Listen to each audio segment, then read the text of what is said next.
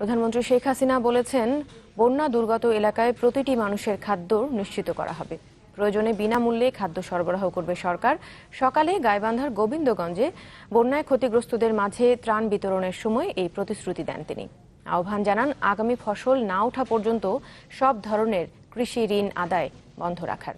প্রধানমন্ত্রী বলেন, ক্ষমতায় না থাকলেও সাধারণ মানুষের পাশে থাকে আওয়ামী লীগ।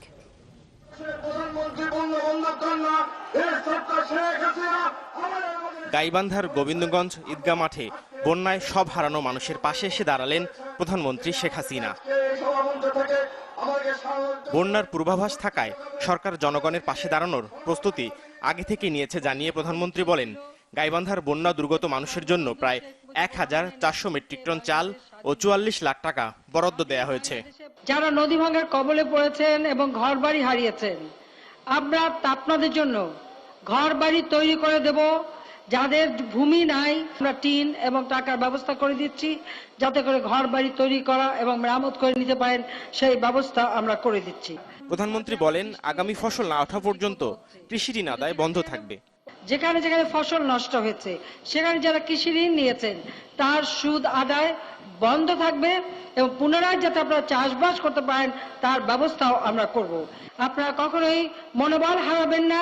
আপনারা ভাববেন যে আমি আপনাদের পাশে আছি, আপনাদের পাশে থাকব। শেখ হাসিনা বলেন, প্রাকৃতিক দুর্যোগের সাথে লড়াই করেই টিকে থাকতে হবে। তবে যাদের কেনার সামর্থ্য নেই তাদের বিনামূল্যে খাদ্য দেয়া হবে। যাদের খাদ্য ক্রয় করা সম্ভব না, তাদের প্রত্যেকে আমরা বিনা পয়সায় খাদ্য দেব। তাছাড়া 30 কেজি চাল একটা পরিবার কিনতে পারবেন। এভাবে 50 লক্ষ পরিবার কাছে আমরা 10 টাকা কেজিতে চাল বিক্রির ব্যবস্থা করেছি। সমাবেশ শেষে বন্যা দুর্গতদের মাঝে ত্রাণ সামগ্রী বিতরণ করেন প্রধানমন্ত্রী। নাফিউল ইসলাম লিংকন, চ্যানেল 24।